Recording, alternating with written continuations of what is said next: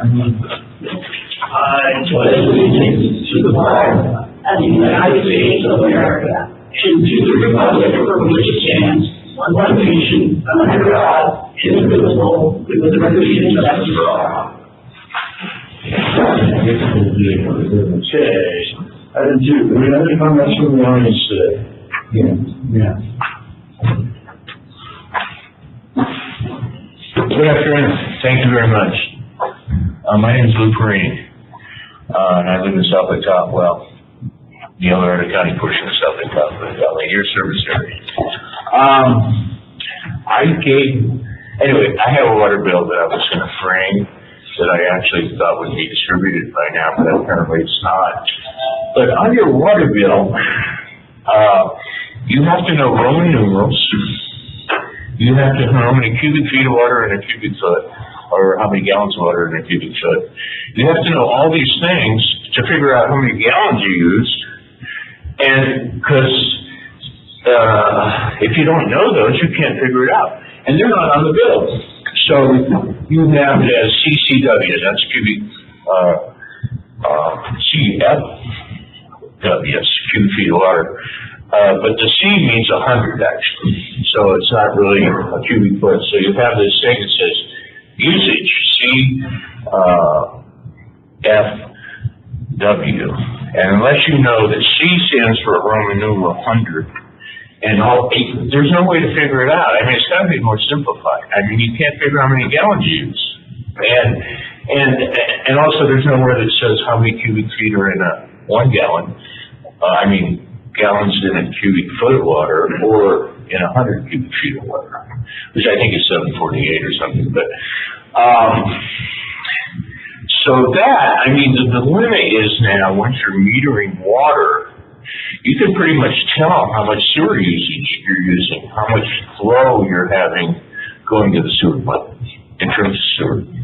And I remember when the sewer district enacted the low-flow toilet program, there was some controversy about whether the sewer district would have enough liquids to move the solids down the line.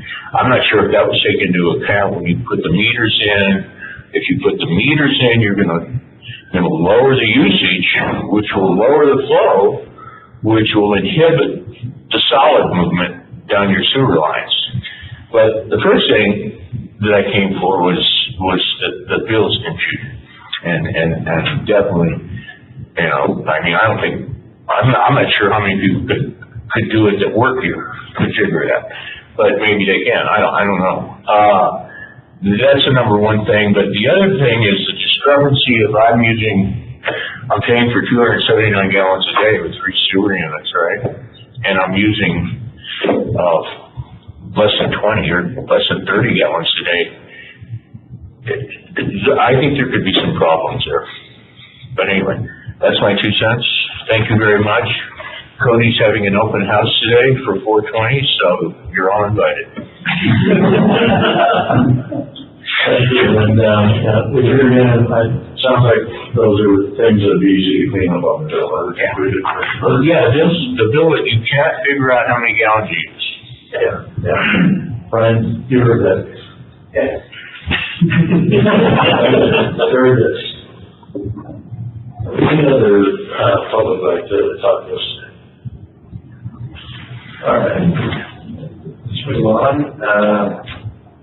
Any corrections to the agenda?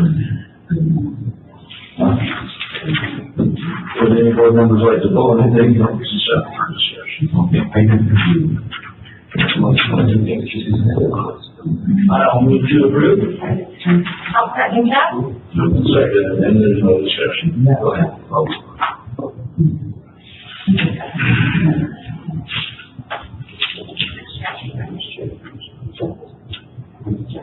And that motion passes unanimously. That takes us down to item 6. Do we want to take this up? Item 6 to the end? Do we want to take it now before action items, and we've got Mary Beth on the phone? Okay.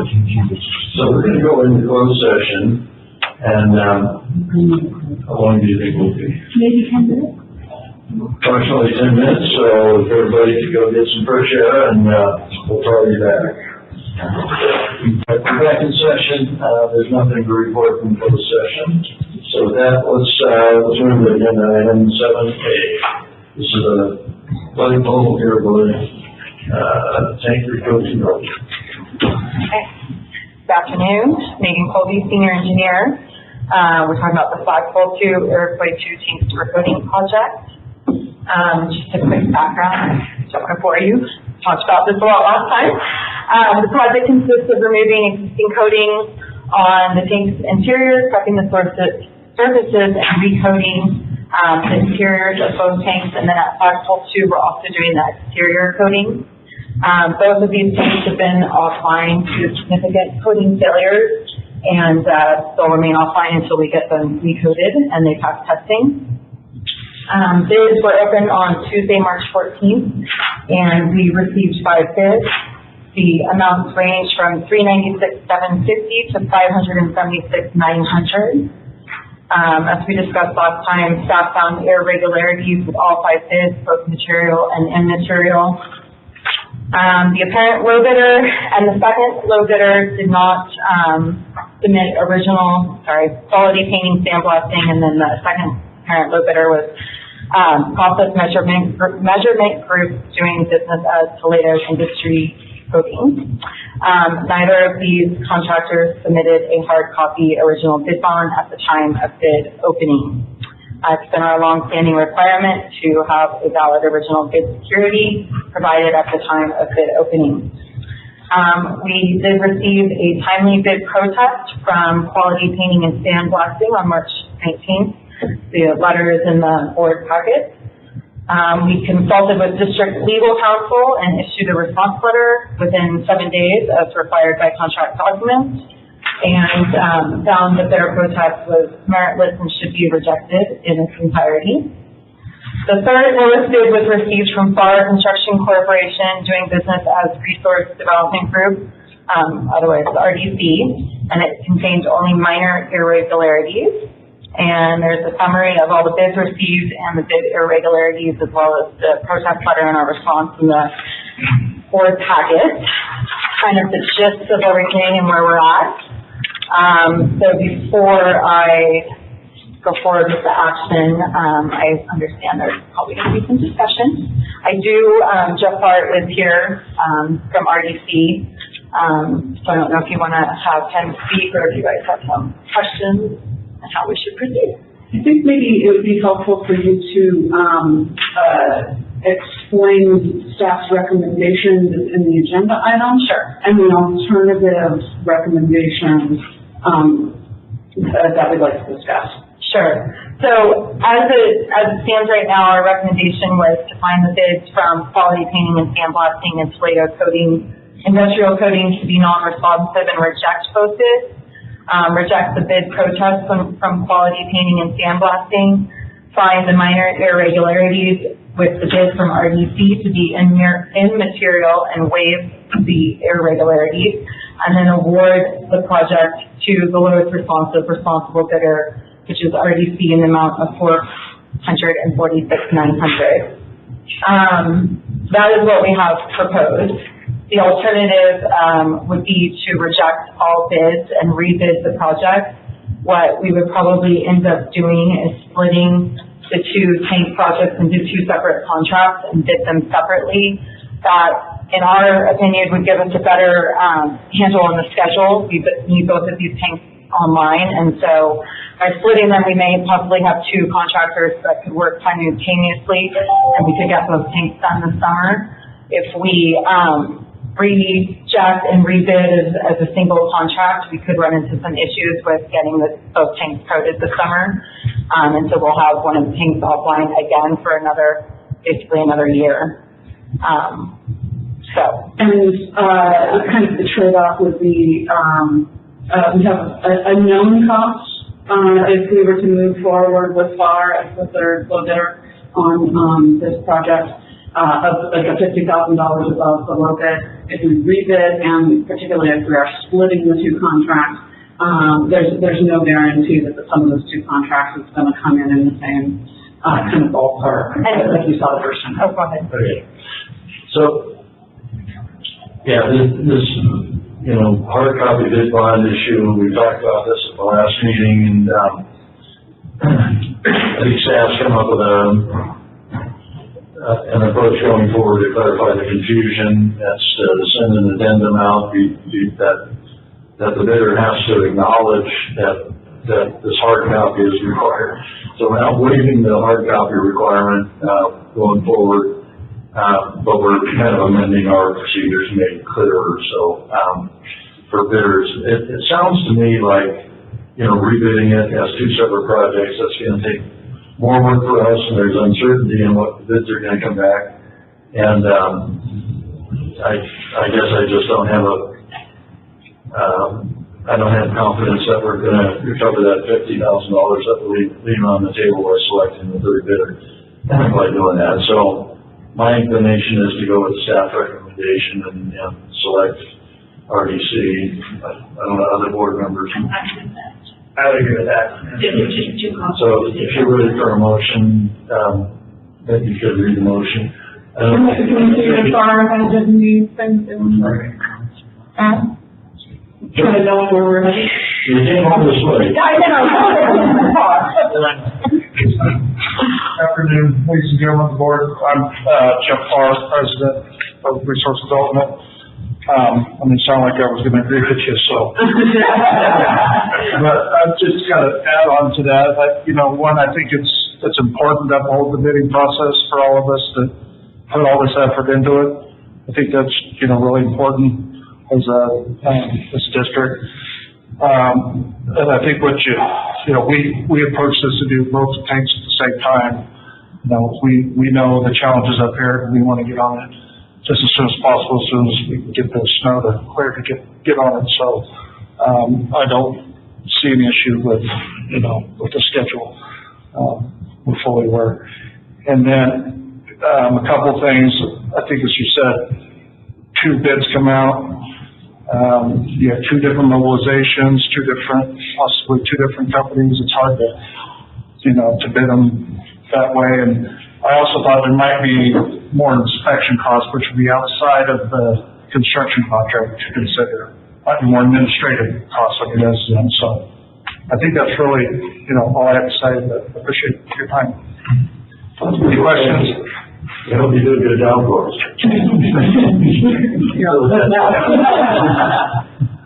So I'll just move that we accept staff recommendation to award the project to RDC. Are there more things that we have to find? No, in this one, no, that's what I read. Start over and yeah, go ahead and do from the beginning to end. Okay, so staff recommends that the board, 1, find the bids received from Quality Painting, Sandblasting, and Toledo Industrial Coatings to be non-responsive and reject both bids. 2, reject the bid protest from Quality Painting and Sandblasting. 3, find minor irregularities in the bid from RDC to be immaterial and waive immaterial irregularities. And 4, award the project to the lowest responsible bidder, RDC, in the amount of $446,900. I'll amend my motion to include all that language. And my second is that. Let's vote.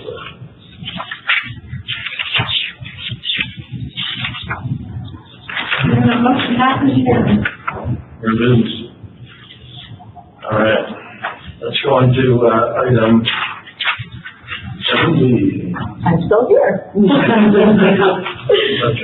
So this is the 2023-2024 tank coating touch-up project. This was also one that was tabled from last board meeting. Just as a little reminder, this project is the second biannual tank touch-up contract issued under a multi-year tank asset management program that was developed collaboratively between the engineering group and the pump department. Under this project, we identify tanks that are of the highest priority that need some tank coating touch-up. So to extend their existing coating until we can get a full coating in the budget. There'll be some other tank maintenance that happens when the tanks are drained for the coating touch-ups, and our staff will also install passive anode cathodic protection on these tanks. For this one, the bids were open on Thursday, March 23rd at 10 a.m. There were 3 bids received, and the amounts ranged from $865,300 to $380,000. In the attached memo to the board agenda item, you can see that staff found, again, irregularities with all 3 bids received. On this one, the apparent low bidder, R. Sutton Enterprises, did not include a hard copy original bid bond at the time of bid opening. The second apparent low bid was received from R. Construction Corporation, RDC, and it did include original hard copy bid bond. However, RDC's budget or proposed contract amount exceeded the engineer's estimate and the budget available by more than $200,000, twice the amount. So our recommendation on this is, again, what we had read last week, to reject all bids and authorize the staff to rebid the work. We don't have any other changes for that. We'd like to move forward with that. If there's discussion or questions. Questions, board members? Okay.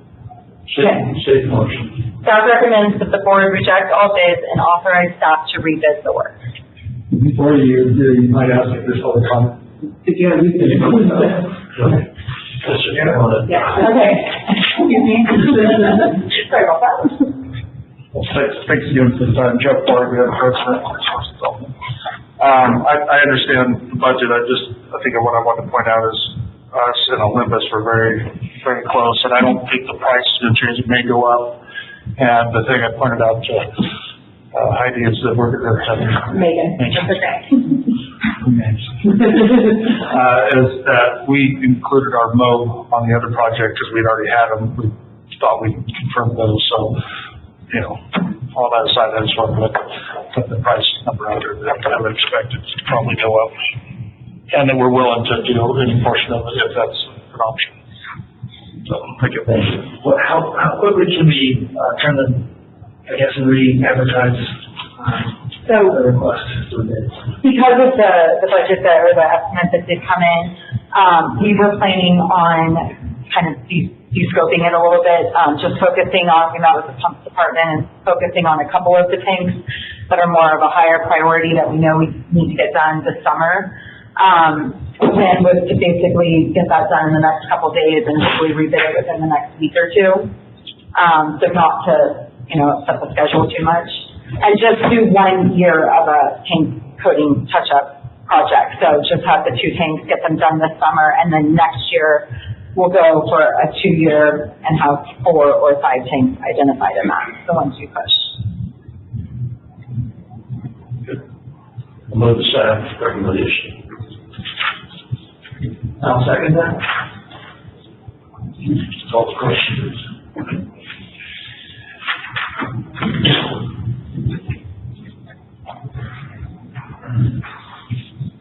The motion passes unanimously. Thank you. Very good. Let's go to item 7C, Winter Storm Emergency Response. Thank you. We're here today to continue the emergency declaration. As there is some continuing work at DVR, some potential additional work to attain, and ongoing equipment rentals and related costs. So just, I'll give you some of the latest out there in the field. Of course, we're seeing some warmer temperatures here finally, so that means a lot of snow melt as well.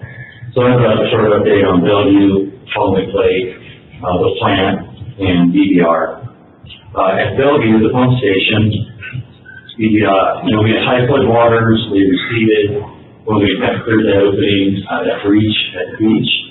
And so now flows are up a little bit, metal levels are up a little bit, they're not as high as they were. Still below manhole levels and below the Bellevue pump station itself.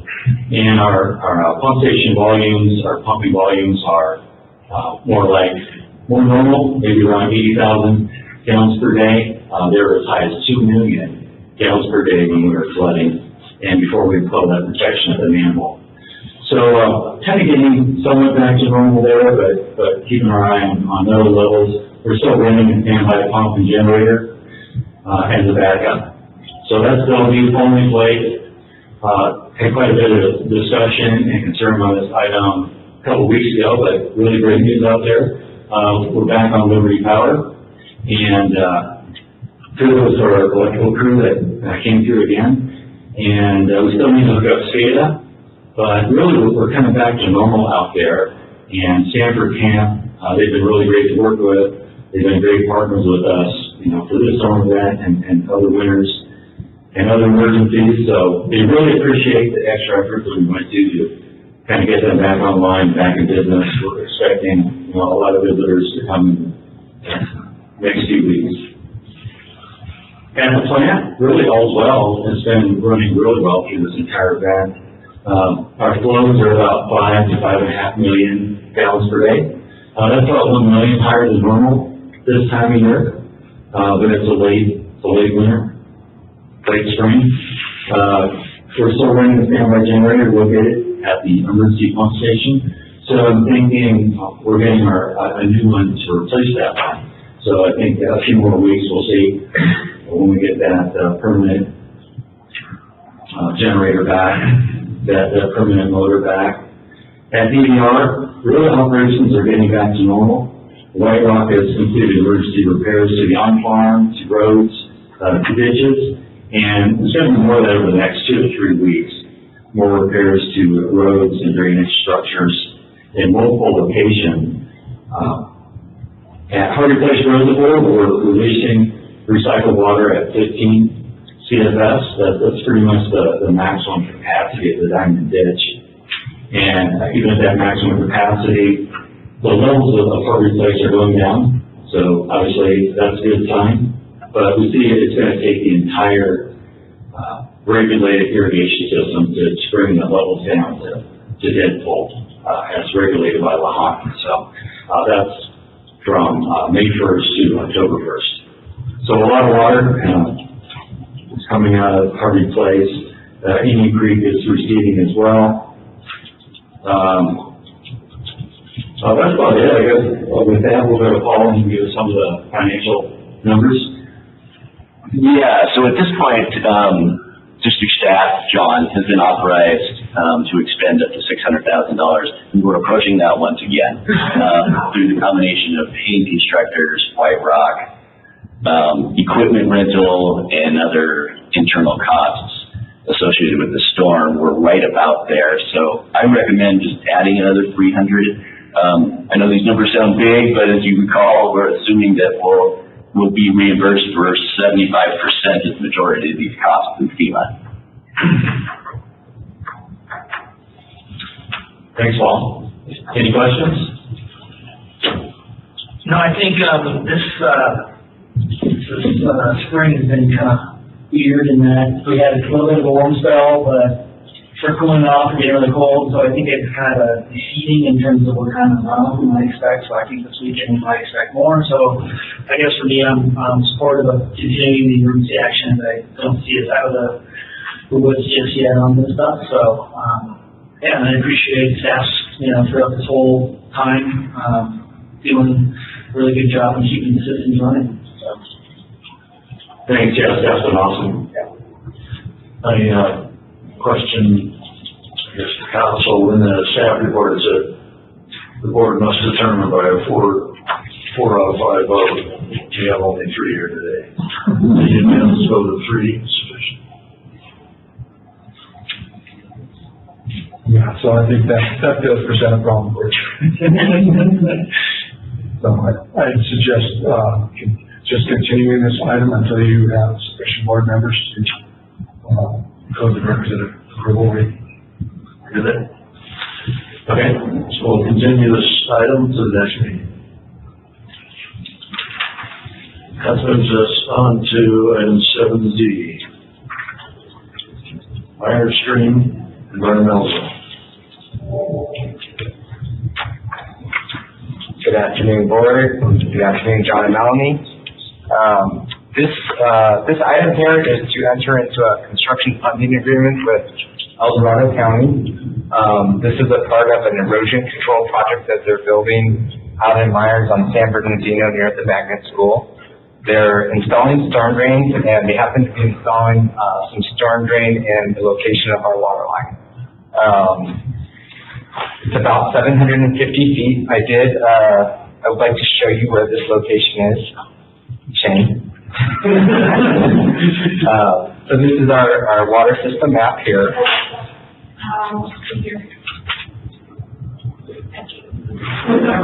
Got it? Okay. So you can see my cursor here. This is the magnet school. This is Apache coming up, and this is San Bernardino. On San Bernardino, from Apache to Geronimo Way, our water line is right on the side of the roadway. That is right exactly where they're going to be putting a roadside channel to catch all of the runoff. In order for them to put that channel there, we need to move our water line, and to keep in requirements with separation distances, we need to be at least 4 feet away from this channel with our drinking water line. So the proposal is to move our water line out into the roadway. There's 750 feet, 1 fire hydrant, and 7 services here. There's lots of groundwater, which does make this a more expensive project than normal. Unfortunately, this is an AC line, which is one of our good water lines in the system, so we would not be relocating this line if it weren't for this project. So basically the engineer's estimate on this is about $400,000. The funding agreement adds a 25% contingency based on differing quantities on the water line. So it brings up the funding agreement to about $500,000. We did negotiate with the county on paving requirements, so they removed their normal 2-inch mill and overlay requirement for half of the roadway. We would still need to repave the trench, but they've at least relaxed the paving requirements to help us with the funding on this. We are a little bit late on asking for funding for this project. The county's project is being funded by various grants. Once we found out about this, we did enter into basically we put this into the EIP to try to get funding, but I believe that funding has already been allocated for this fiscal year. There might be a chance that we can get some funding next fiscal year, but at this time, basically paying for this would be on the district. You guys have any questions for me or discussion? I'm just curious, when did this kind of emerge? How far in advance did we know? It sounds to me like it kind of came in somewhat last minute. It did come in somewhat last minute. So this is the second phase of their erosion control project. The first phase is over by Paradise Park, where they're doing a bridge across the river. So this is phase 2. We found out I basically got the plans for this winter in the beginning of this year, and that's where we started looking at. There was a lot of conflicts. Their erosion control project goes past,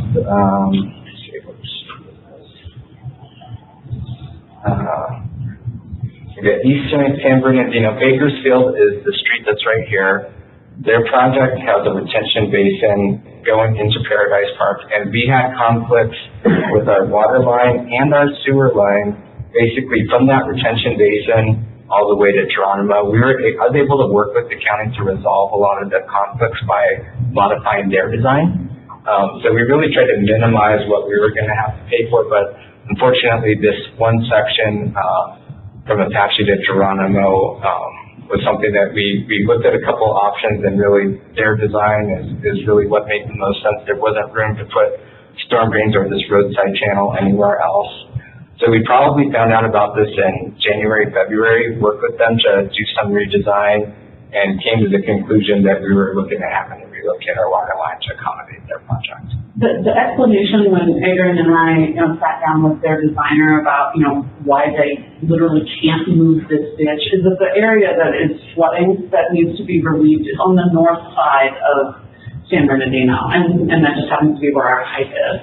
Can't put a ditch on the south side of a road and flooding's happening on properties on the north side. So, I guess my whole issue is more of just, clearly there's a phase 2 of this, and that there wasn't really an opportunity for us to kind of uncover some of these issues further back, in that where we could have found some funding, to help alleviate kind of the cost coming back to us.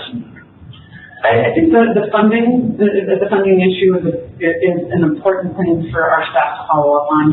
In years past, we had, we were able to get a 2/3 match through some funds that were coming into basin to fund these projects.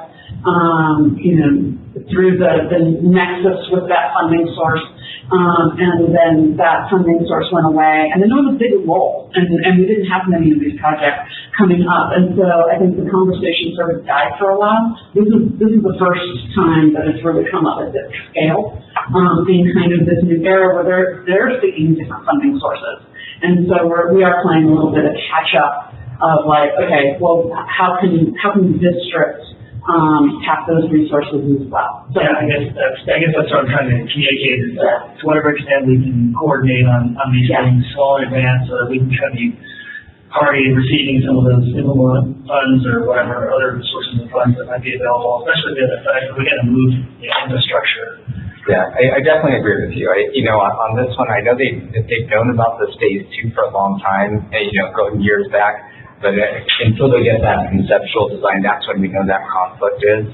And I think in this case, unfortunately, they're requesting funding possibly before they've got that conceptual design and know that there's going to be this conflict. Otherwise, I believe they could request the funding to help with our relocation as a part of their initial request. And that's what we're talking to the county about right now, to make sure that we have that coordination in the future so that, if we're going to be severely impacted, that they can also be helping to request funds for us as a part of their project. Yeah, their cost estimates we do for the utility relocations on the front end, and we're going to reinforce that, and we're going to talk to Brooke Lane and have her reinforce that at the county, and yeah, those costs need to be included in the overall project cost. Can I ask one more question? So on this, I think this is a great project. Obviously, we've got I&I issues, and I'm just curious to what extent was this particular area impacted by the most recent, winter flooding events? Is this something that's going to help to alleviate some of that I&I situation that we've been dealing with all winter long? I want to tell you hopefully. However, our sewer lines are deep over here, and I mean, they've got, I don't know if you saw any of the flooding in this area, but I saw a Facebook video of basically a river going through one of these roads. So where it could potentially help is if they are able to get that surface flow under control, then maybe we won't have water going into the top of our manholes, like through the lids. Right. So I think it could help, to a certain extent, but, it's obviously not going to, just completely alleviate our I&I problems. Yeah. And I can't remember which of you were on the board at the time of the Geronimo emergency, where we were taking on like 70 gallons a minute or something, in the sewer main that's on the Geronimo Court cul-de-sac, and it's really short. And then the video just showed water pouring into that main. So, anyway, high groundwater in the area. If their project helps, control that situation in the future, the district, I expect, will see benefits on our sewer system in the future, even if it's not coming in with manholes. So I guess this money comes out of our water line replacement capital improvement fund. No, not actually. I mean, just when I thought we were going to make it through the year without spending our undesignated water project account to let it roll over to next year, Adrian found a way to spend it all in one fell swoop. We won't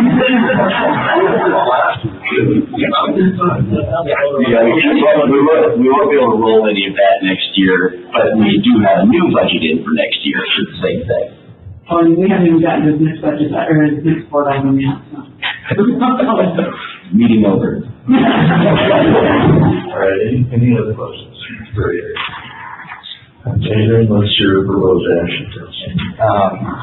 Proposing to approve and enter into a construction and funding agreement with the County of El Dorado to provide for relocation of a water line in an amount not to exceed $502,706. Sounds good. I'll second. There's only three of us, we're not discussing this.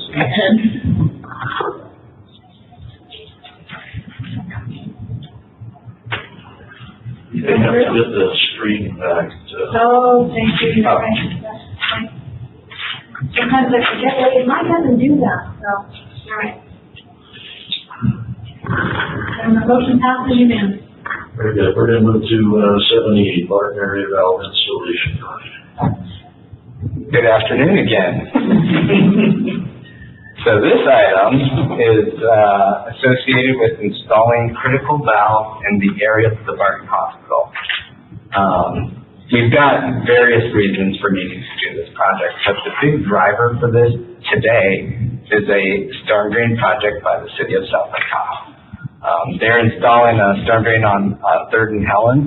We have multiple conflicts with our water line here. We are going to need to move, basically lower services. We might have to put a couple vertical offsets into our existing water mains.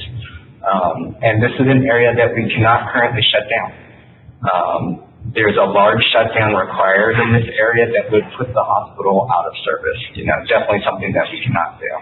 And really the purpose of this is to install valves in critical locations in the area of the hospital, as well as do some interties so that we can feed the hospital from Highway 50 and also from Highway 89. So two different ways to get water and be able to very easily manipulate the valves to have these two feeds to that location. In order to install these valves, we're looking at a combination of using insertion valves or one insertion valve, but a lot of these lines are old steel lines that are OD steel that you can't do insertion valves on, so we need line stops to basically shut down the line and then cut in valves in various locations. So this project, let's see here, we did this. Bids were opened on Friday, April 14th. We had a 2-week bid period because we're on a truncated timetable due to the city's project, where they have actually postponed the start of their project to June to accommodate for us to install these valves. So on the bid date, we received 2 bids. The low bidder was the Floor Excavating, which is, they are the ones that are doing the city storm drain project. And the second bidder was Hain Constructors. The low bidder did not turn in a hard copy. He did not. So part of our requested action is going to be to find that contractor unresponsive and award to Hain. Hain had some minor irregularities in their bid, but did turn in a hard copy bid bond. And there's nothing material in their bid that would give them a competitive advantage. Open up the floor to discussion and any questions. So this is both bids are over the engineer's estimate, and the only acceptable bid is over by 130,000, basically, 30% over the engineer's estimate. Does it make sense to rebid this one? I don't believe so. So this was a bad engineer's estimate. I, take full responsibility for that. I did not call any vendors to get current prices on line stops, insertion valves, and whatnot. I used to bid projects in 2005. 2005 to 2008, I kind of went with my knowledge from back then that didn't have the right adjustment for today's dollars. Due to the truncated timetable on this, needing to get these valves in ahead of the city's project, we really need to start on May 1st. And even that being said, I don't know that we will be able to get all of this in prior to the city contractor starting work. There are also potential conflicts with the storm drain that they could hit our water line, we could have a leak happening and not be able to shut down the water system without putting the hospital out of service. For that reason, I really think that we need to award this contract now and get to work as soon as possible. This is also a very challenging, I appreciate you kind of taking the bullet there, but it's a very challenging type of project to actually put an estimate together when you are talking about a system you can't see that's 50 plus years old. There is going to be complexity associated with cutting in these valves. So it's not your typical kind of project. So Yeah, another complexity on this is, we selected locations to install valves based on our system map. There's a lot of unknowns in this underground water system out here. We've got a street where right now we show 4 water lines. There's a chance that we install these valves, we're not going to actually be able to shut down the water system, and we're going to be chasing it to try and figure out where we need to install additional valves. So there could be quite a bit of T&M work on this that we don't even know what we're getting into, to be honest. I just want to point out that, this project also, the timing of this project not that long, but the scope of it did not. We've known that this area has been a problem, for a long, long time, and we've just been living with it. And so this is really giving us the push that we need to move forward and address it. The capital plan does have a line item in it for fire hydrant and valve, replacement that we are tapping into, to pay for this. We haven't used it the last 2 years and have continued to roll, that money forward. So, we do have money available in this year's budget to cover the cost of this work, without negatively impacting any other projects. I just want to echo Julie's recognition of you owning it, so thank you. Good for you. So I guess one of the bigger, longer term I was thinking about was Lakeside getting demolished, and I guess they're talking about a 6-story hospital just on the other side of State Line. I'm just curious, I don't know, it seems like necessary to kind of get in the melding and everything else, but I'm wondering if, I don't know if we can live with it for another few years. It sounds like the hospital itself is probably, its role on the side of the community is going to change maybe in the next 5 years or so. I don't know if you have any thoughts on that, or it just sounds like to me like this work needs to happen regardless. I like the idea of us getting fire hydrants and things like that. That's important. The fire hydrants was another component of this. I do think that we need to get these valves in, because there's just such a high likelihood that on the city storm drain project that they are going to hit something and we need to shut the water system down and won't be able to. This actually happened with Southwest Gas replacing their vintage steel lines either a year or 2 ago, and they had to fix everything hot, which is extremely hard. Sometimes you might not be able to get that done. So for that, because we have a high likelihood of our water system getting hit this summer, I believe that these valves are absolutely critical to get in May. I also don't believe that we have had an extensive leak history, thankfully, so far in this area. And so the neighborhood as a whole is not on our radar yet for replacement. And so, we've got some time before we expect to come back in there and give them a whole new system. I also thought that Barton was not getting out of the Y area entirely, that there were still going to be medical offices in that neighborhood. My information might be old, but when we talk about critical customers, medical offices are on that list, regardless of whether it's a whole hospital or not. I'm hoping that this is the last time that we're going to reject a low bidder because of no paper bid bond. This is $100,000 delta. This is $100,000 delta.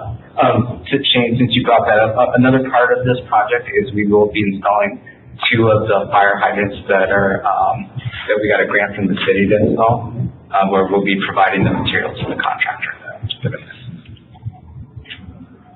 Okay. You guys ready for a desired action? All right. This will be a long one here. The 3 parts. So, part 1, like to find the bid received from McClure Excavating Inc. to be non-responsive and reject their bid. 2, find minor irregularities in the bid from any constructors to be immaterial and waive immaterial irregularities. And 3, award project to the lowest responsible bidder, Haynes Constructors, in the amount of $440,973.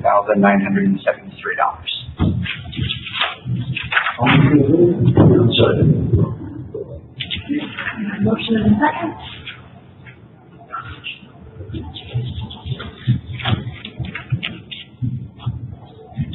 And the motion passes unanimously. Thank you. So 7F. 5-year $9 ranch grazing permit.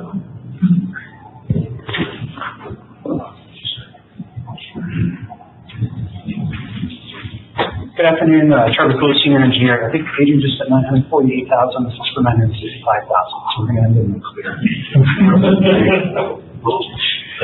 Thank you. Good afternoon, Trevor Coolidge, here to discuss renewal of the 5-year Diamond Valley Ranch grazing permit contract with Mission Livestock. I believe, Kelly, you're the only one that hasn't got a tour and gotten a really nice sandwich out of the deal. But, I've been there. Shane David. Yeah. What we're discussing today is extending for another 5 years the contract with Mission Livestock Management. That 5-year period encourages the leasee to make substantial improvements and investments into the property. It also qualifies them for USDA and NRCS funding they wouldn't otherwise be eligible for with a lesser lease duration. Over the past 5 years, Mission Livestock has used those funding sources and monies to make substantial improvements on the ranch in the form of fencing, water troughs away from waterways, optimizing irrigation, things like that. They've also, as part of this new agreement, they've committed to installing 6,000 feet of new fencing at no cost to the district. They're committed to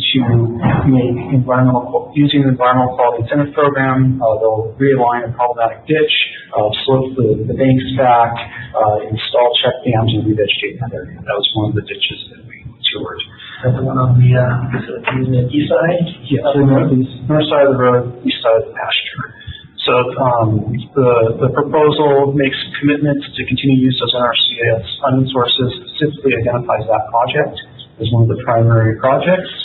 The updated contract also includes, rather than just defining purely the grazing area, it includes the parcels that that grazing area is on, and that allows outside funding sources, missions eligible for that were not, to be used in those areas.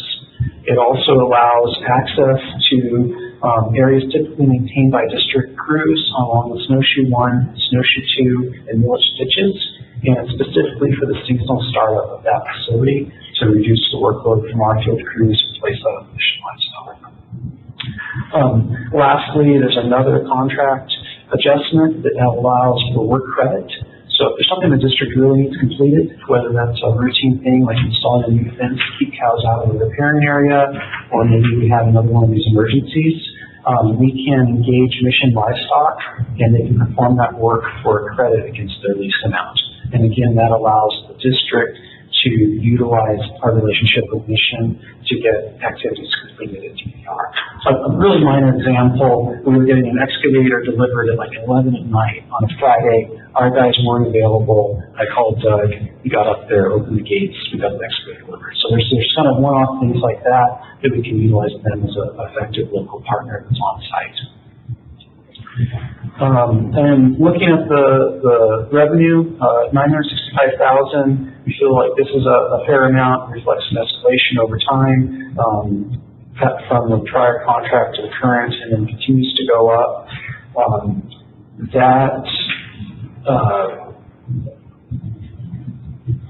So I think with that, I don't have anything else. Oh, what I was going to say is, so we're now looking at close to $200,000 per year. If you look at when we started, 2015, Mission Livestock paid $80,000 to be on the property.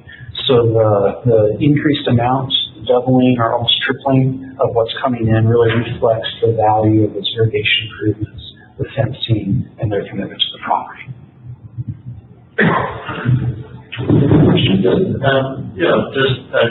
like to say, Shane and I went out in the field and toured with Mr. Freitas and you, and I fully support, turning as much of that type of O&M over to, private enterprise. I think ranchers know how to ranch. They know how to do this stuff. So I think this is great to go to a 5-year contract. It gives him more of a time to make these improvements, make some investments in this thing, and the contract makes sense. So I think the comment is, John, I queued this up for you before the meeting. Can I interrupt here for a second? I'm sorry to interrupt.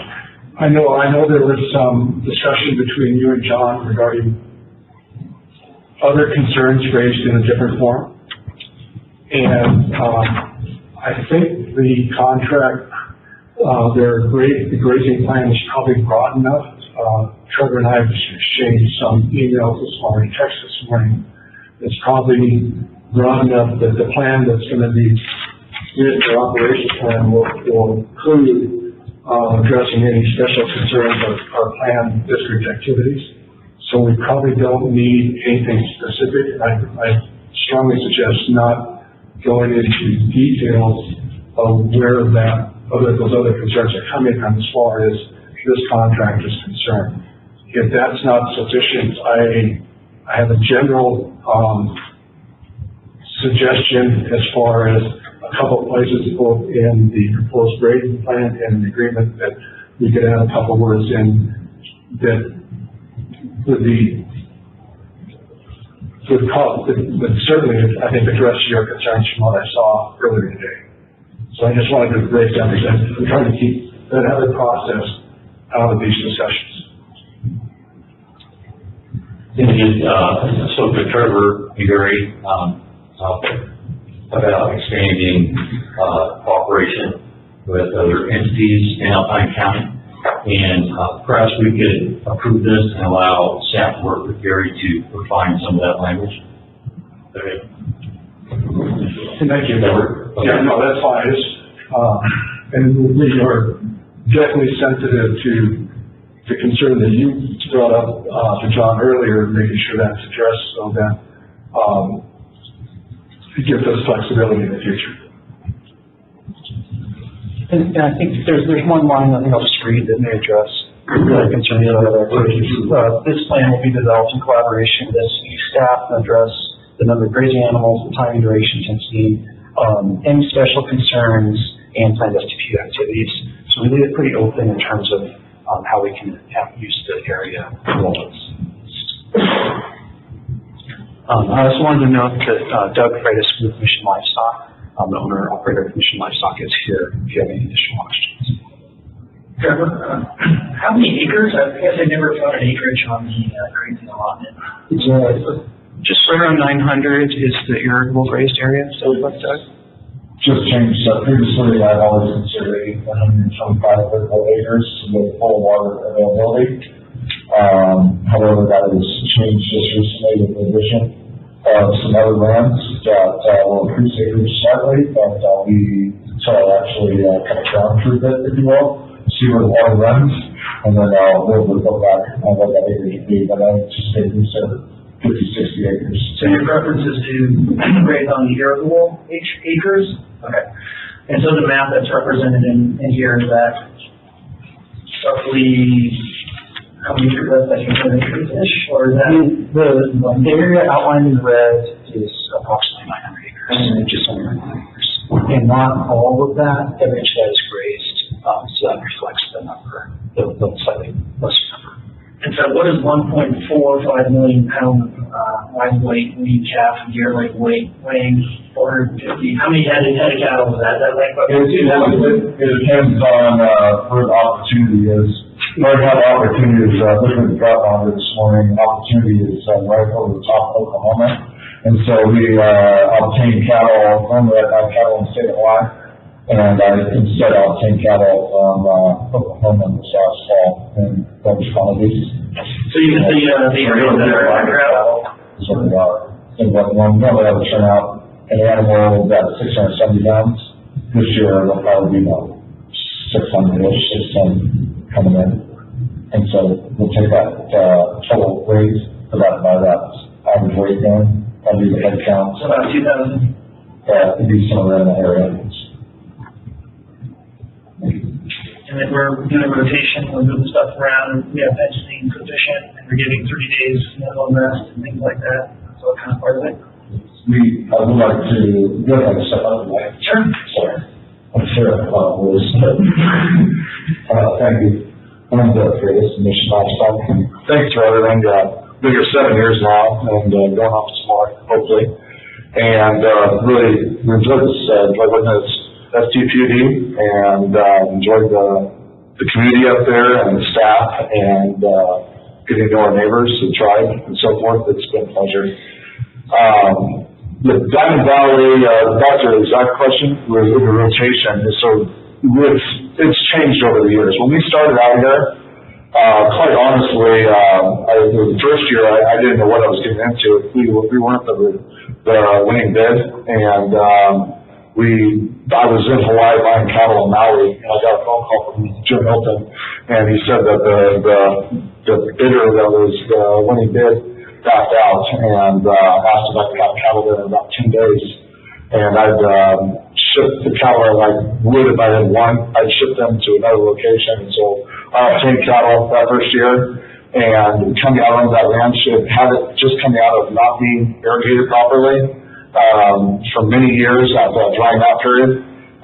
We grazed that ranch as we could, and it was tough. It was very dry and very difficult, and that's kind of reflective of that $80,000 bid. As we came into that second year, we were there. It was just a one-year deal. Don't quote me on the media, that was exactly that year. I got to look at my spreadsheets. And then the next year we did a bit more on that ranch, because we learned what it was, and we started taking over the irrigation, and where we could have an irrigator there 24 hours a day, which is the crucial factor on that ranch, because water needs to be moved 24 hours a day, 7 days a week, while we're at full delivery. And so then we started rotating the cattle, and then we kept progressively moving. We moved in 2018, we got into the 5-year lease period. We made some major investments into the ranch and the irrigation system, which caused more labor, about 1.5 employees at that point irrigating. And we really turned it into a rotation where we're moving every 3-4 days. With further improvements and just finishing last season, we were able to move just about every day for the first 2 rotations through the ranch. The third rotation through the ranch was at a much slower, higher density, utilizing the standing forage that had grown during the rest period. Going forward, so people have to understand exactly what we're doing, is so we adopted, across many of our properties through California, Nevada, and grazing in Wyoming and elsewhere, another approach, which is with the regenerative ranching, is we're moving our herds very fast, kind of as you will for buffalo, we're going through. And so we're doing half-day movements, basically on the first round. The second round, the third round are going to be 30-day rest periods with 1-day movements. Basically, we split the ranch into 30 fields, basically with electric wire. And moving on, the last step through, we're going to do stock in midsummer after we call it popping the cattle, get them a little bigger. Then they'll move 2/3 of them out, 1/3 will remain, and we'll go into a real slow movement through the ranch, and then anticipate leaving mid-September. I could start a little verbose, but make sure you get the right days. Thank you. How does it look now? What are we looking at May 1st? Entry date or? No, sir. Right now, I have the cattle sitting down in the valley.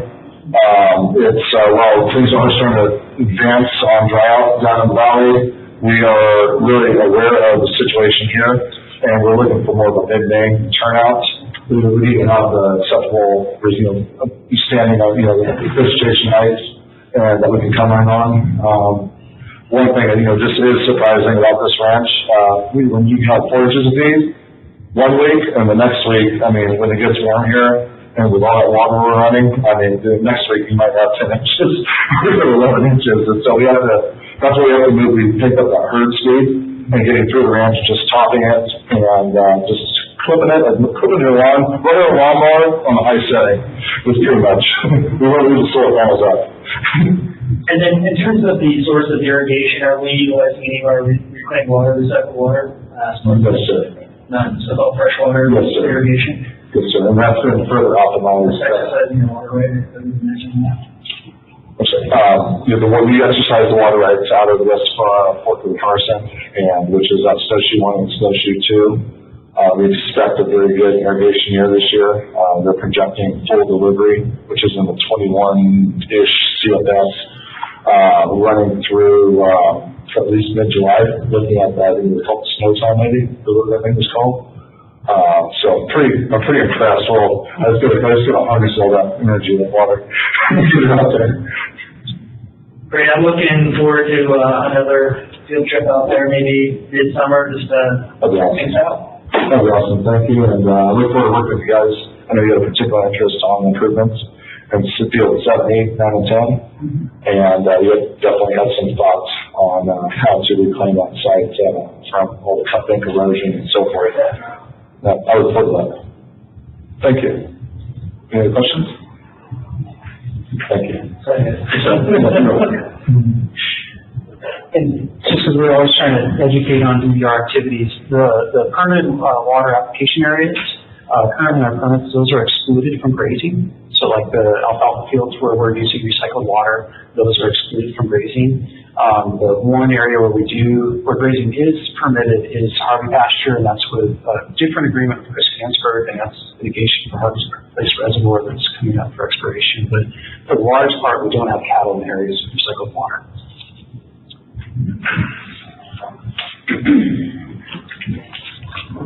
Thank you. Read us the proposed actions.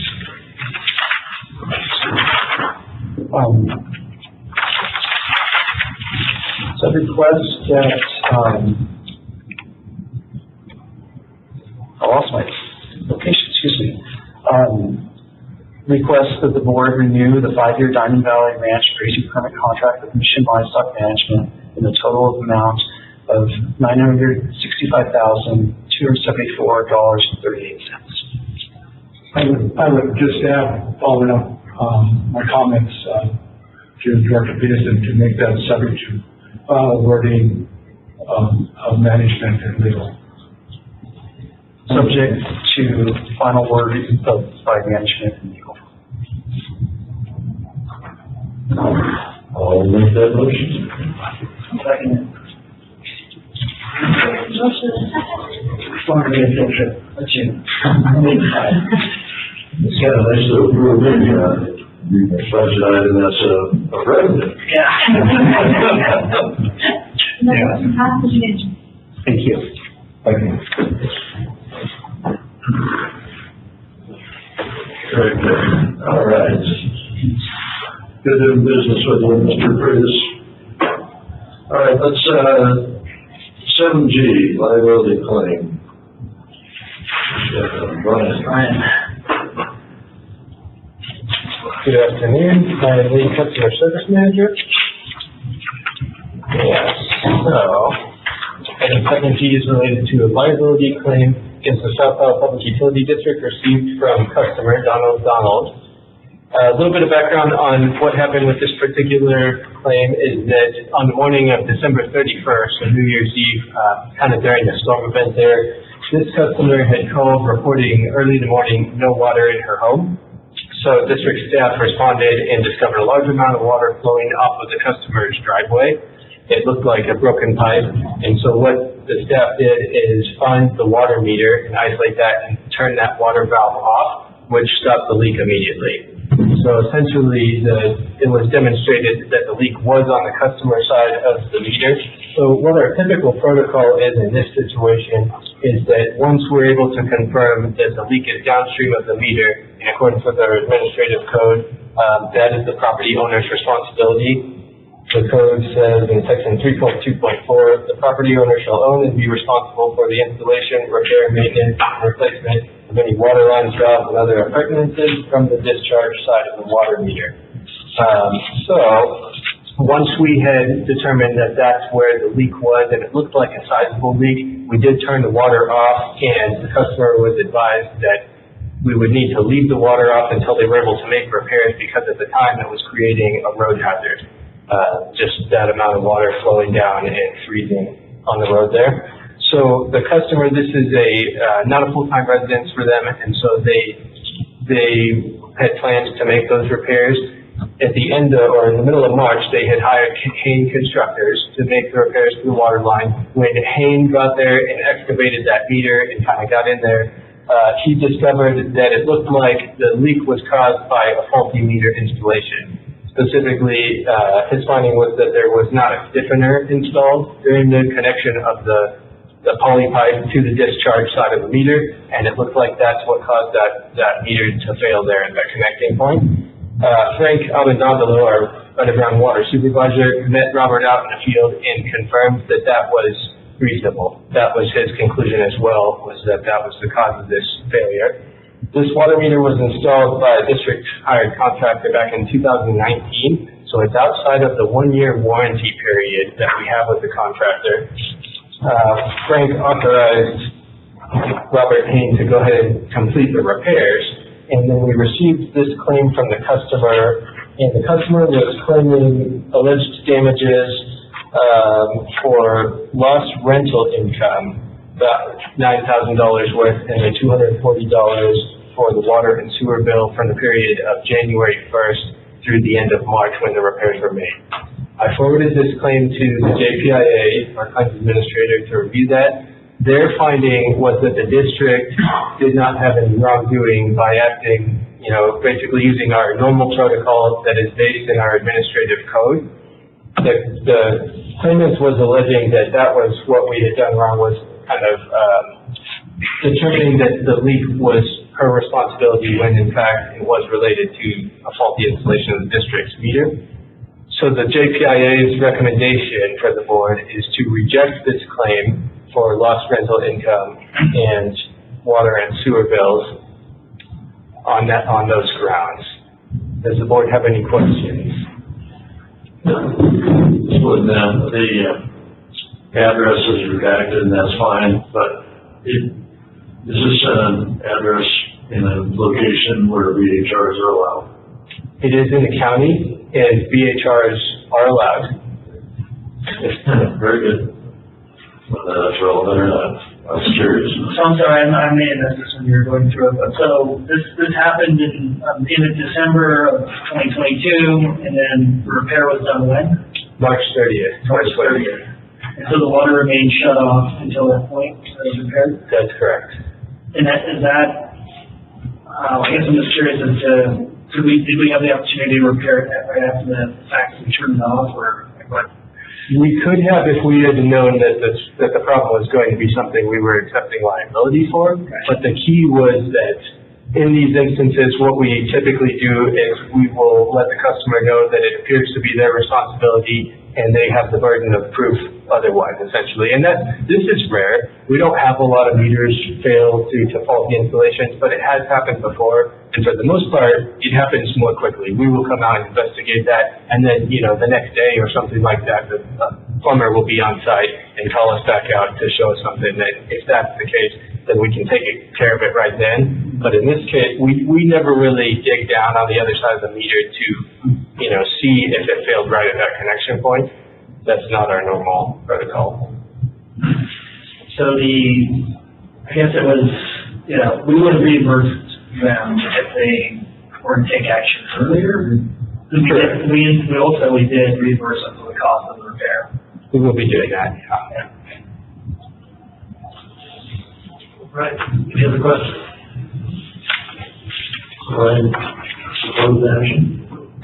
Yes, staff is requesting that the board reject the claim against Tahoe Public Utilities District for losses allegedly sustained by Donna Donald and request the Joint Powers Insurance Authority, JPIA, to resolve the claim. I'll move that.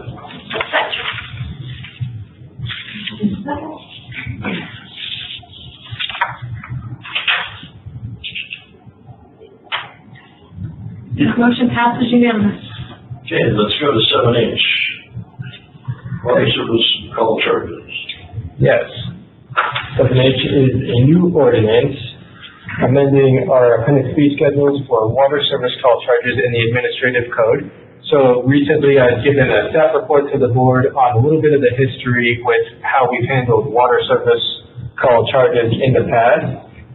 Just a brief summary of what we had talked about last time is that we used to bill for service call charges during normal business hours.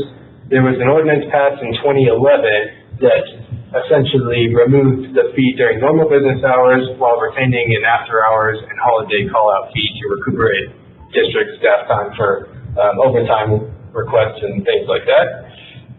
The thinking at the time for why we we got rid of the normal business hour chart was that if we had a position whose primary essential function was to handle the service calls, and the thinking was that since the ratepayers are funding that position, it was kind of included in what they were paying for on their bills. What has happened recently is that the Underground Water Department has kind of reorganized and sat down and assessed their needs when they had some vacant positions, and that position, the water service representative, it was determined that it would be better suit the department's needs and their new workload if we replaced that position with an additional lead man. So we no longer have a full-time staff position who's primarily responsible for handling these service calls. And what we have done instead is hire a seasonal laborer who's going to work in the customer service department, and we will take those calls over from the Underground Water Department. The thinking behind this was that now that we are almost fully metered, it's much easier and safer turning off a meter valve than it is working with some of our old curb stop valves that can be real tricky to operate and locate in some cases. So the ordinance that you have in front of you today reinstates service call fee with a minimum of $75 for normal business hours, and then we're retaining the existing $190 and $240 charges for after hours and holiday calls respectively. And what those minimums represent is basically our average service call fee. So that includes some administrative time for billing these charges to the customer account and notifying the customers. But what we're hoping for is that it looks like the majority of the calls will fall kind of right around that average. So it doesn't typically exceed district costs. But what we've done here, what I got from the board is the last time I had presented on this was that we were interested in recovering costs for expensive wintertime service calls where we're primarily seeing much more expensive calls due to snow removal. So those were coming in on average. District cost work orders were about $500 to $800 per service call depending on conditions. So with this new ordinance, if the work order time and materials costs exceed those minimums, we will bill our actual cost. We're hoping that this will incentivize customers to install their own private stop and drain valves. We're also have been working with Shelley designing some outreach that's going to go out this summer to really promote installing private valves for customers who don't have one, especially for homes that are vacant during the winter. It's a much better solution for us and for them. So we'll be doing that. The ordinance also includes a $75 waiver if the purpose of the call during normal business hours is to install such a valve. This is something that we've had in the past, just another way to incentivize getting those installed. And the only other thing in the ordinance is that if there's a water off request and then a request to have the water turned back on during normal business hours within 5 business days, we will not charge for the second call. And the thinking behind it, this is also something that we've always done in the past. And the idea is that if the meter is accessible, coming back within 5 days, typically the costs are not very high, and it's something that I think the customers appreciate. But we still wanted to protect ourselves from what we've seen in the past where someone will have us come out in November and turn the water off and then back on in December and then back off and back on in January. There could be snow removal involved in those kinds of situations, so we'll be charging for both service calls in that instance. Does the board have any questions on this? Just in terms of somebody incurring some additional costs for snow removal, I guess I just want to make sure that we are communicating that to the customer so they kind of know that, because of this, pile of snow here, we're going to try to pull it over. I guess that's what I really want to make sure we have some mechanism for communicating that to the customer. Get out there and find that there's a bunch of capital that happens. Yeah, and we do our best to let the customers know what to expect. So in this case, a lot of these calls for the after hours emergencies come into our operations department. So what they've requested is kind of a well-defined script from customer service of exactly what they can tell the customers so that we're being consistent and giving them the information that they need to make that decision. We always make the customer approve the call-out fee essentially. So the one thing that's different in this case is that it may be unknown, but we can let them know that if there's snow removal required, if we can give them an idea of what to expect. If there's a real outlier, when I was running the numbers on what our service call charges have been over the last 5 years, there were a handful, it came out to less than 1% of calls, where they came in somewhere around, $1,500 to $2,000. Those were really big circumstances. If that came up, I imagine we'll be working with the customer on those. We're not going to be able to pass those along if something real strange happens out there, but the vast majority of them were pretty consistently right around $500. So but I will make sure that operations as well as customer service staff is passing that along. We always keep track of who we talk to and who approves those charges as well, so that if anybody questions that in the future, we have that on file. And just as a reminder, the one thing I want to touch on again to remind you is that looking around the lake at utilities, we are the only ones who do not have a fee during normal business hours. So everybody else is recovering at least their basic costs, and some of them do snow removal, some of them do not do it at all. The snow removal thing is a little bit of a conundrum, and it seems a little unfair. You think about this year, and I don't know about anybody else's street, but ours got pretty narrow, and it wasn't the homeowner making it narrow. That city plows just created these gigantic berms right over the top of the meter boxes, and it's like if there's a need to shut off that water, I realize there's a cost, but is it really on the homeowner? Well, I guess what we're trying to encourage is that secondary shut off that's come to the house. So we're just talking about, service to the water meter itself. So I guess that's one of the incentives. So you have a different way of shutting it down. Yeah, and one thing, the question, I guess, is whether we do that kind of work. So there was, I think, Tahoe City PUD does not do snow removal at all, so they will not come out unless the valve is fully accessible. And what they said is they refer the customers to a list of contractors who can do the snow removal for them for a fee. And so that's the other option. But I think the argument for us was that since this is a specialized request that would only pertain to the customer who makes it, if the district is incurring costs, it's fair and equitable to pass those costs along. So I think that's a different question, I guess, is whether we would want a policy where we don't do that kind of work at all. It's tricky because some of these are second homes who get an alert through WaterSmart or something like that they have a broken pipe. That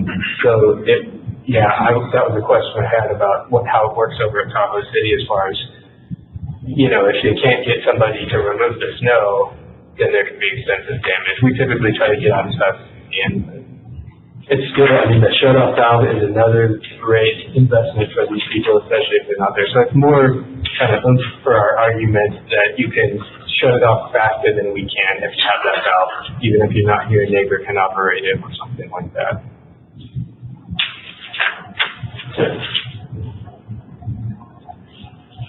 Proposed action, right? Yes.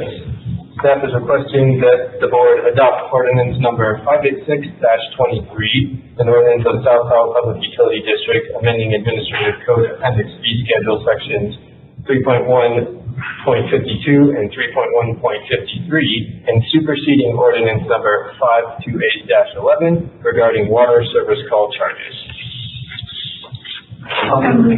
One second, sorry. Motion and second.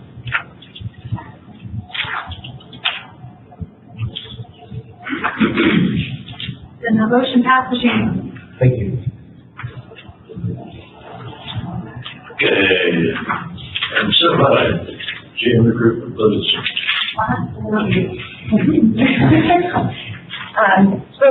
Good afternoon, everybody. So as you know, the district general manager, John Bill, has submitted his resignation. And so I am here today to get direction from the board on the general manager's recruitment, the position for the general manager. John and I met with the executive committee just prior to this board meeting and talked about a number of items. And so, what I'd like to do is report out on the things we talked about.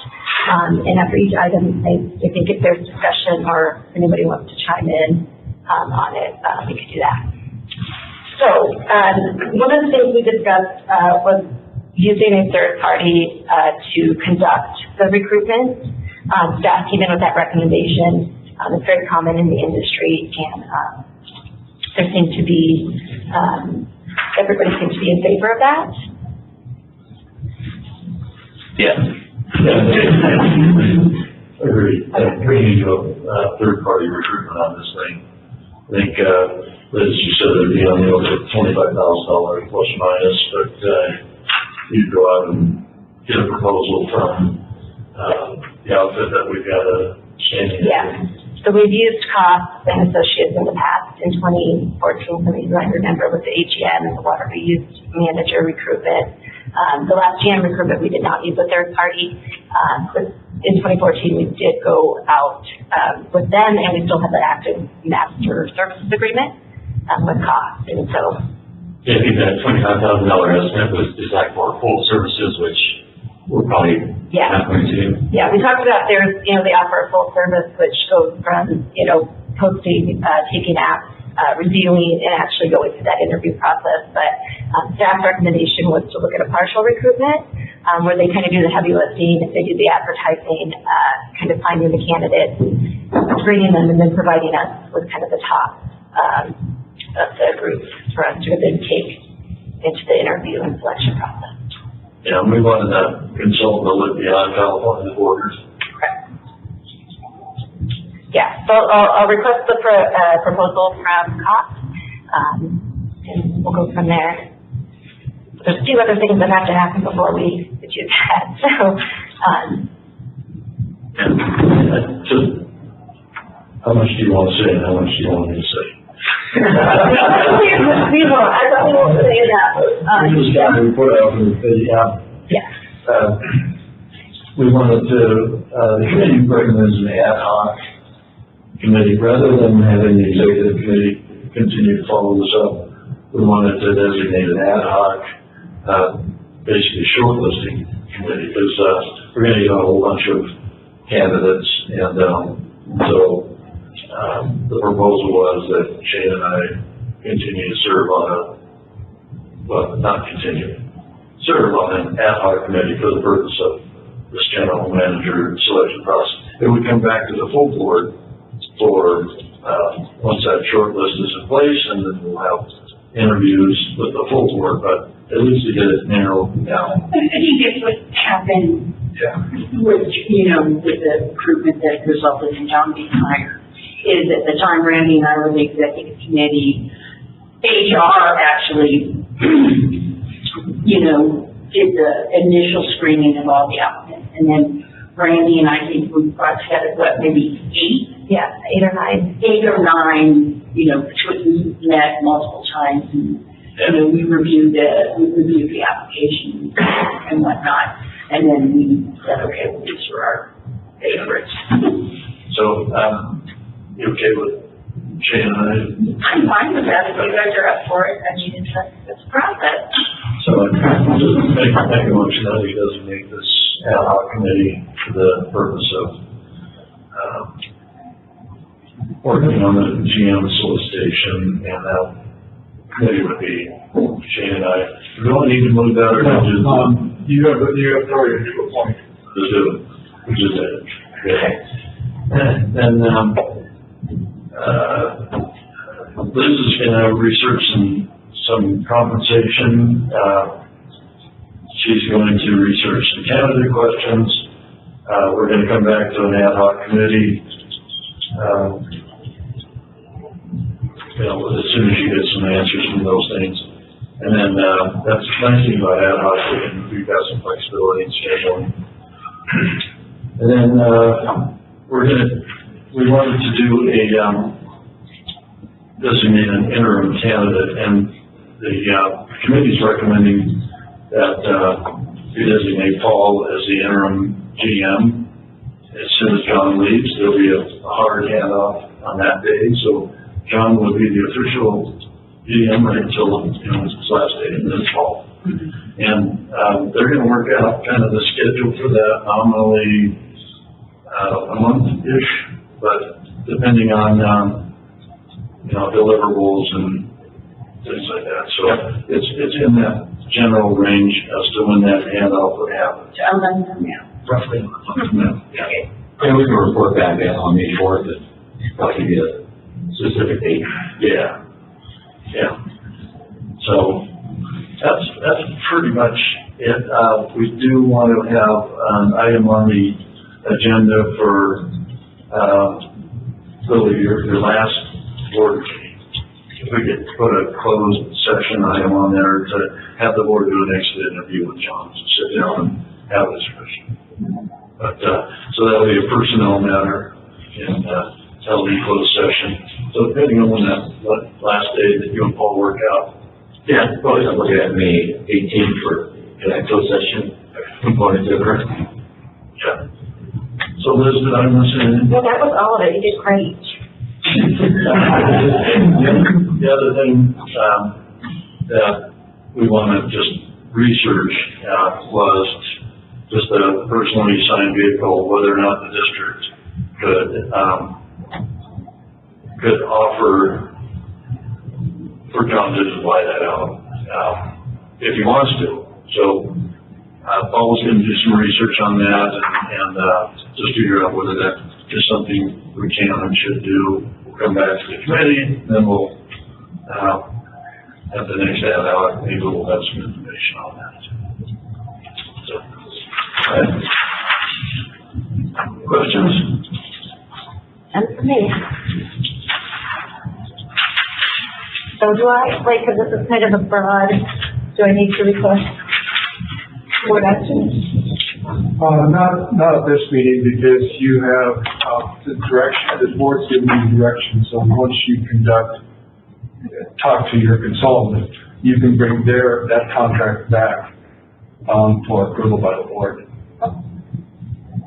Everything else, the appointment of the ad-hoc committee, just general direction, I don't see anything that needs actually board action right now.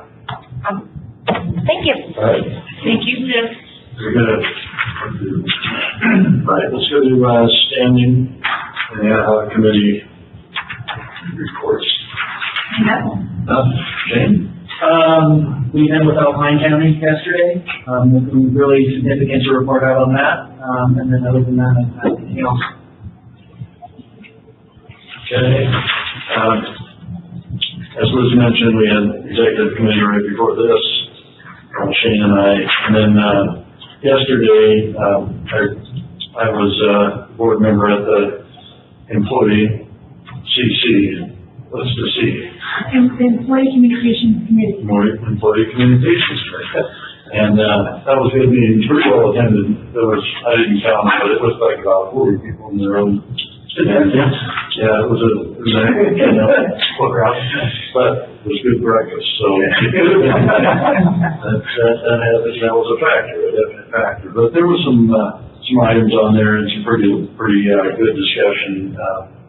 So it was those are good meetings. I think well, I enjoyed it. Learned something. Then El Dorado Water Agency, last week we had 2 meetings, 2 days in a row down in El Dorado Hills. The first one was a regular board meeting. From that, they have a similar situation there. Their general manager quit, so we're got to go through a recruitment process. And they're also updating their employee manual. I gave copies of both the employee manual and the general manager job description to Liz, just reference for what it's worth. But so that was really the hot topic of the day was dealing with recruitment. And then the next day was the countywide plenary for water. And it was similar to last time. We talked about forest health and stuff. I felt like a fish out of water, flopping on the bank. It's like, what am I doing here? Anything?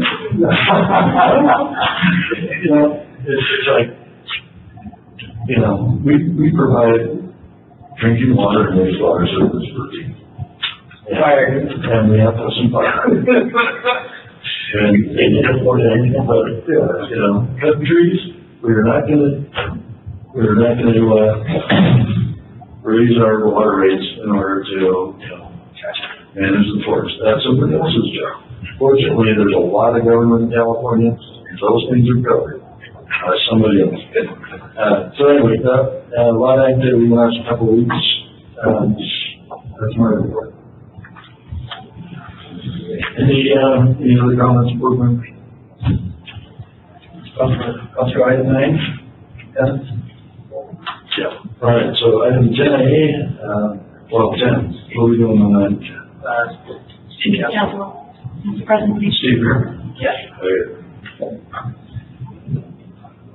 We're moving 10B, is that correct? 10B, we're going to push another board meeting.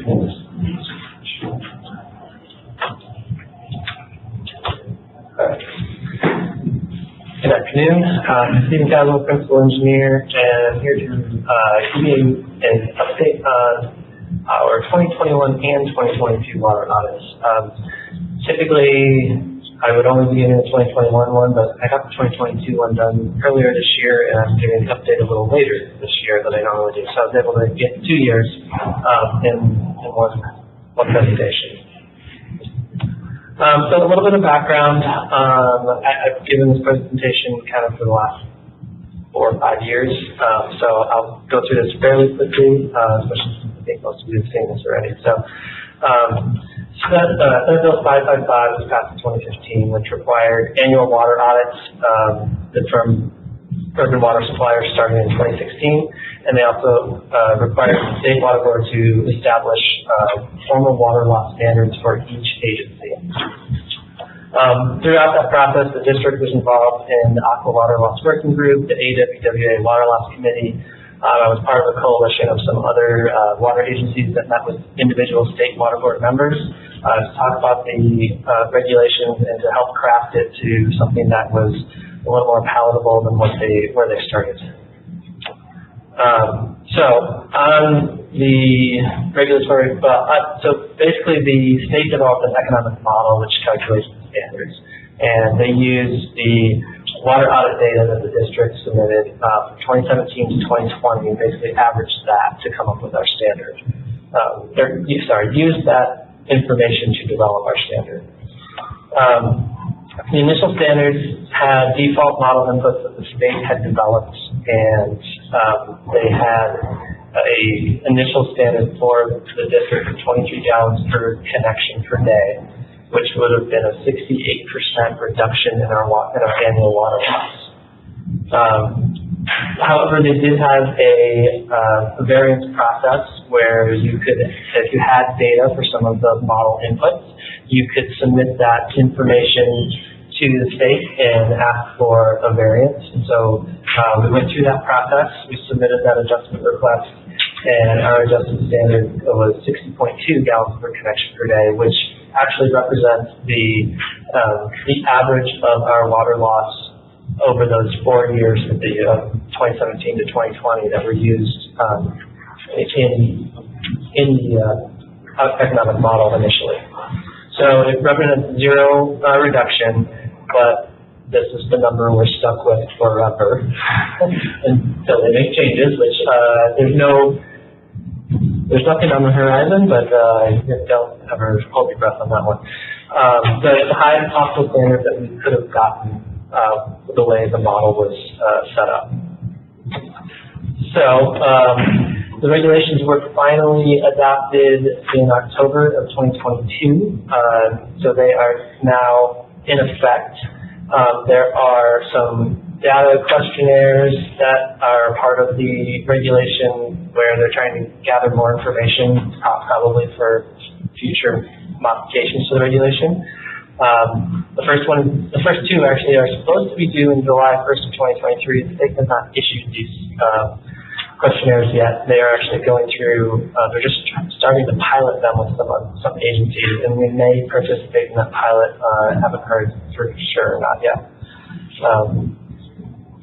And the other thing that was new with the regulations that were adopted is they also added in an apparent loss standard. So apparent losses are kind of those losses you get from errors in your meters.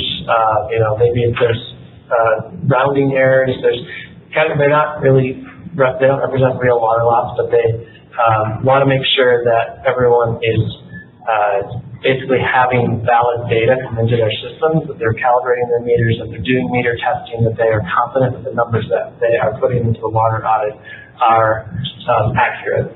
And so with us, our apparent loss standard is 3.8 gallons per connection per day. And I'll show you how we're doing with respect to that and the next slide, I think. And compliance with this regulation, actually the first time they will check compliance is in 2028. And so basically in one of the 3 years prior to 2028, we have to have met our standard. And they do give a 5 gallon per connection per day kind of variance. So if we meet 65.2 in any one of those 3 years, we will have met our standard. And they will do a compliance check every 3 years after that. They will look at the 3 years prior to that. So where do we stand? So this kind of summarizes all of our water audit results from 2016 through 2022. On real losses, you can see those first 2 years, the first 3 years, we were above our standard. In 2019, I think I talked about this last year, we modified the way that we were accounting for our unmetered customers. We were doing it on an annual basis prior to 2016, but we were doing it on an annual basis prior to 2019, but because we were going through our meter projects and so many people were coming onto the metered rate throughout those years, it was really skewing our numbers a bit. You can see we had a big drop between 2018 and 2019, and that is actually attributable to that change in methodology. So we kind of got a little bit of a break because 2017 and 18 were used as part of our data set. And then you can also see that 2021 and 2022, we had another kind of decrease in our real losses. And the main thing that I think that I can attribute that to is in 2021, we did our first system-wide leak detection using a company called Tillis, they're now called Stera, the satellite leak detection where they I can geek out on this a little bit because it's basically using the technology where they were looking for water on Mars. They've modified it to look for chlorinated water on Earth. And using our system and a satellite image, they can find leaks that haven't surfaced yet. And so when we went through that process, they found about 22 leaks that hadn't surfaced. We repaired all of those between 2021 and 2022, and they had others that we are still investigating, but we're actually also going to be doing a second satellite leak detection effort this spring, so we wanted to get on a 2-year cycle.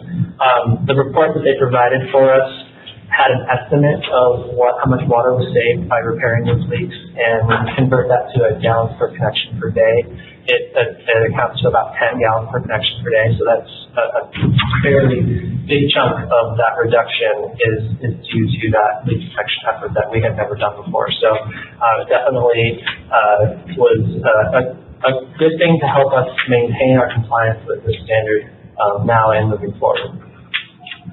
On apparent losses, you can see that our standard was 3.8, and so we kind of hover right around there. We're a little bit above it.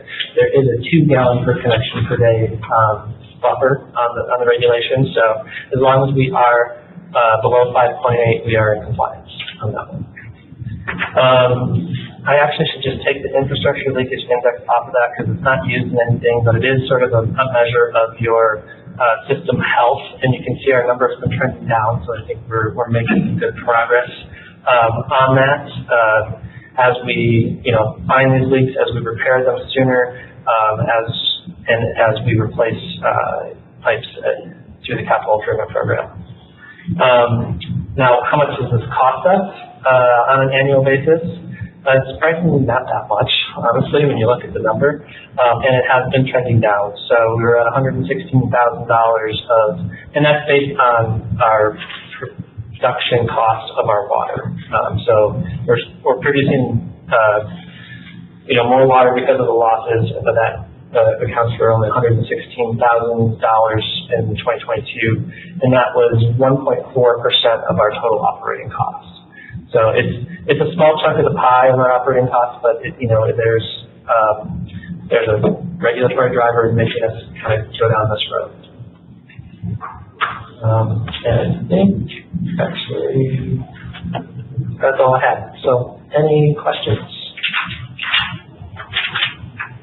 Any questions? No, sir. Thank you. Thank you. All right. Jim report. Thanks, Dave. Got a little staffing update. Really just want to highlight the current job postings as far as you. Engineering inspector, CAD analyst, engineering intern, grant specialist, lab tech, water conservation specialist, and pump station operator. That's all. Good GM. It's in the GM. And then also a really good turnout for our seasonal workers recruitment. I think we selected about 10 last week, and then the last couple of days we've also found a temporary finance assistant and assistant for our contract administrator. So good news on that front. Next item is federal community project funding. This is also known as earmarks. Federal earmarks. So these are projects identified and supported by our representatives in Washington, D.C.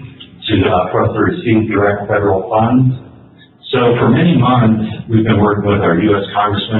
new Congressman Kevin Kiley, so that he could include one of our projects as one of his 15 eligible projects for federal funding. So great news is that Congressman Kiley has identified one of our projects, the Pioneer Trail water line, at about $4.52 million as one of his 15 projects to submit for appropriations. And we just found out that Feinstein and Padilla are also supporting this project. So these are member asks, waiting for appropriations, so still hoops to jump through in D.C. as always, but looking great for us right now. This is 100% funding, no match. And as a side note, at the plenary that Dave and I went to last week, the congressman joined us, and I really thought he had some really strong messages that speak to the district, especially, talking about the need to fund water infrastructure, and also the need to kind of accelerate and simplify federal funding to get the work done in the field. You've heard about our delays with FEMA. This is an example of that. We're going to be working with DNS in DC to work with their office and other offices to try to streamline the funding efforts. And speaking of DC, Shelley's there right now, and actually so is Van Haven. Shelley's working with our water partners. She's working with Eric and David at DNS and meeting our legislators and also the Forest Service and others. And Shelley will have more at our next meeting. And the next item, Tahoe Keys water update. Should be too long, Dave. Thank you.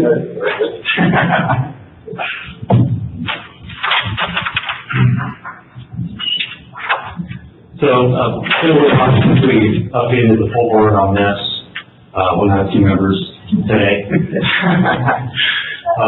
But we're continuing to work with the Keys on a potential consolidation effort. The good news, at the Water Agency meeting last week, we were successful in obtaining $205,000 from the Water Agency to help support these upfront work for the consolidation effort. This is the engineering analysis, the condition assessments that are coming up, the financial analysis, the rate studies that would be coming up, and also legal support. Probably looking, spending over the next 12 to 18 months So, I mean, in total, I think we're looking at, including some work that's already been done, probably $500,000 if this proceeds to get to the point of a consolidation effort. So, with 205 coming from the water agency, the keys have funded everything up to this point. That leaves about $175,000 yet to be funded for work yet to be done. So this cost sharing for that $175,000 will be one of the items of discussion for the upcoming 3x3 with the keys. And that's, again, Shane and Nick Exline is on our 3x3 committee looking to set up that meeting with the keys, probably the first half of May. And I have a few more updates. We're currently in the process of a detailed condition assessment. Actually, we just developed a work plan to develop the condition assessment. And that'll help determine the level of improvements needed, what types of improvements, when will be needed, about how much they will cost. We're looking for the projects needed to produce and deliver reliable water to the keys, and also the projects needed to bring the key system kind of up to par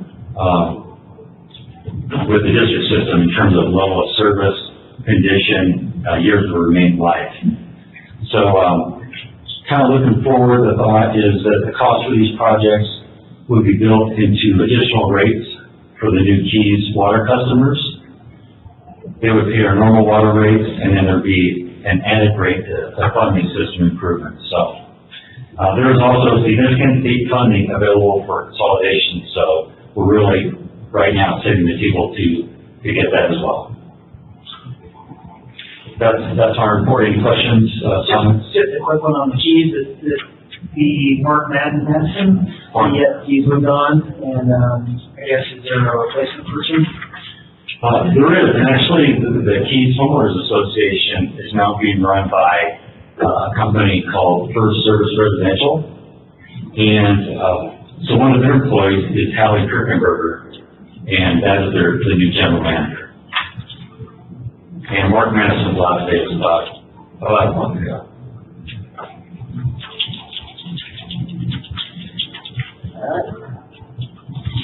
That's all I have. Thank you. Yes, we call.